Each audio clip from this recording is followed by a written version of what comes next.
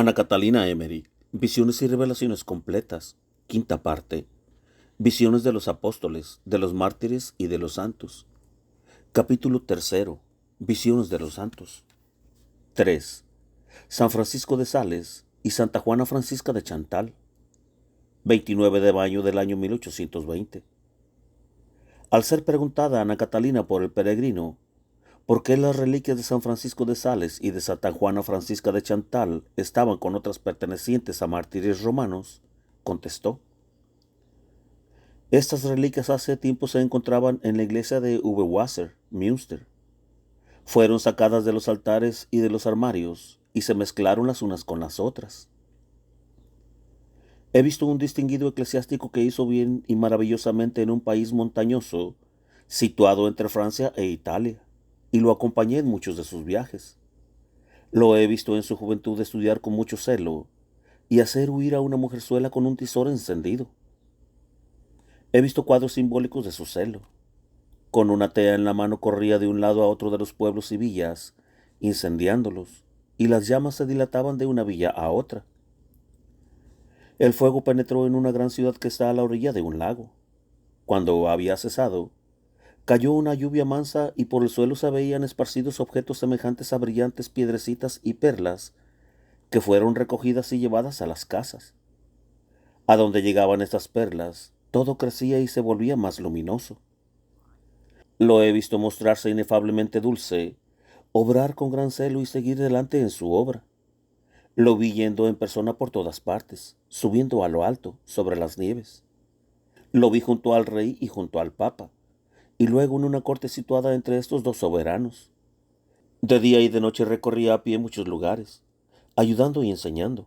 A menudo durante la noche se refugiaba en un bosque. Por medio de San Francisco conocí a la ilustre dama Juana Francisca de Chantal, la cual recorrió conmigo todos los caminos de San Francisco y me mostró su vida y todo lo que había hecho. He viajado con ella y hemos hablado sobre muchas cosas. Era viuda y tenía 3 hijos. Una vez la vi en medio de sus hijos. Oí una historia de ella que le causó mucho dolor y vi cuadros relativos a ese episodio. Una dama del mundo, pequeña de estatura, de condición ilustre, de costumbres ligeras, se demostró penitente y por medio de San Juana Francisca se presentó al santo obispo, pero siempre recaía en sus malas pasiones. Francisca me dijo que por causa de ella se había encontrado en graves dificultades y daños. Tanta era la influencia que había ejercido aquella dama. Luego he visto que el obispo, junto con Juana Francisca de Chantal, edificó un convento. Aquella dama mundana parecía convertida y hacía penitencia en una pequeña habitación cerca del convento. Juana Francisca me mostró el estado de esa persona, que se encontraba en un lugar oscuro. He visto al obispo San Francisco decir misa en un lugar donde muchas personas dudaban de la real presencia de Cristo en el Santísimo Sacramento.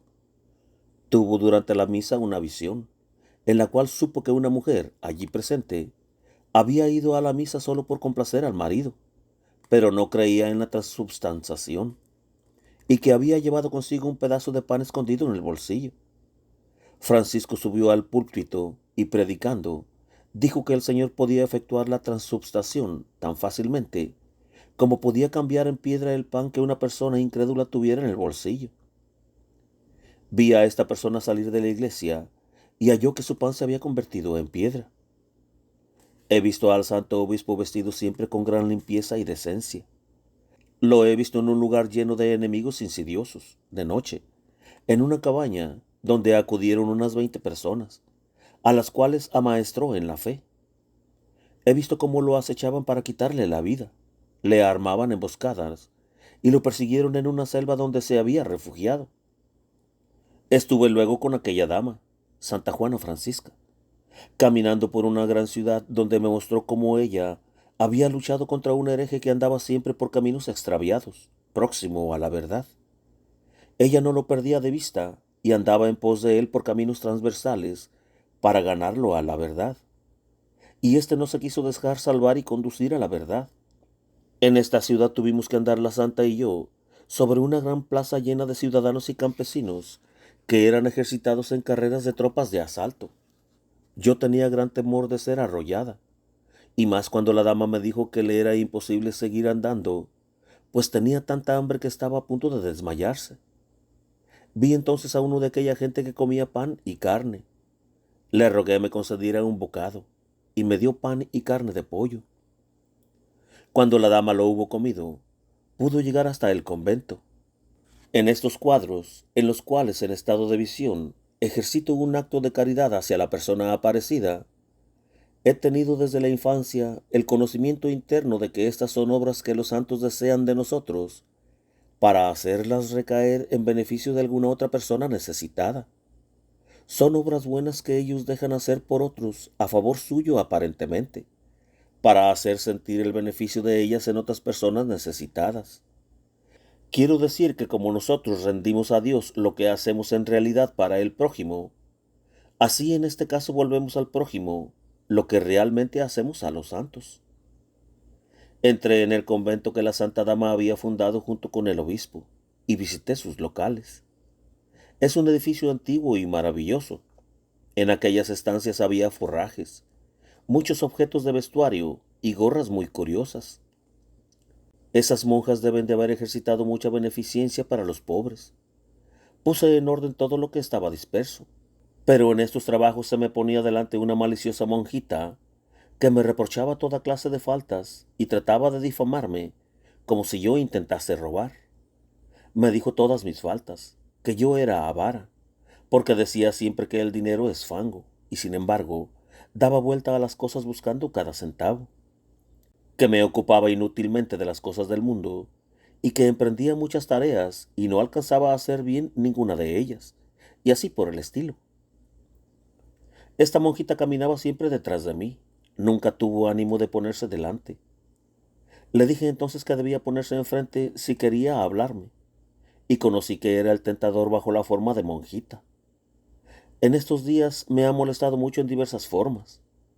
En el límite extremo de la parte superior del convento, en el último ángulo, encontré una monja que había sido puesta allí por la fundadora, y tenía una balanza en la mano, que contenía una mezcla de lentejas, semejantes a pequeñas semillas amarillas entre perlas y polvo.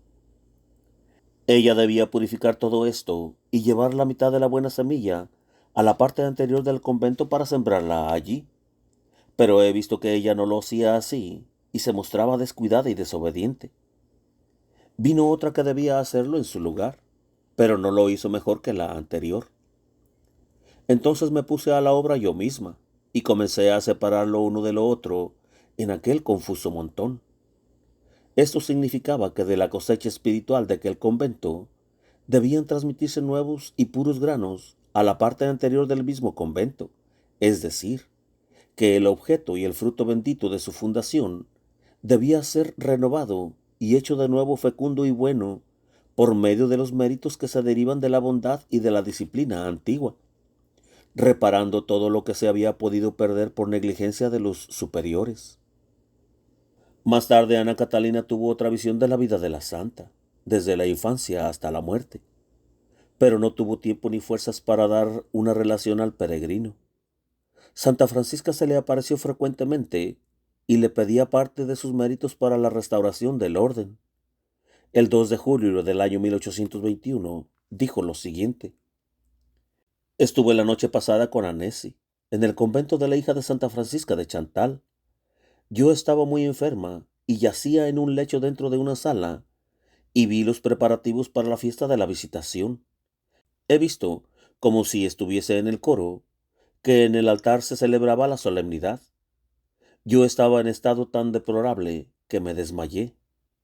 Entonces vino rápidamente hacia mí San Francisco de Sales y me proporcionó un reconfortante. Llevaba un ornamento solemne, largo, amarillo y muy amplio. También Santa Juana Francisca de Chantal se encontraba junto a mí.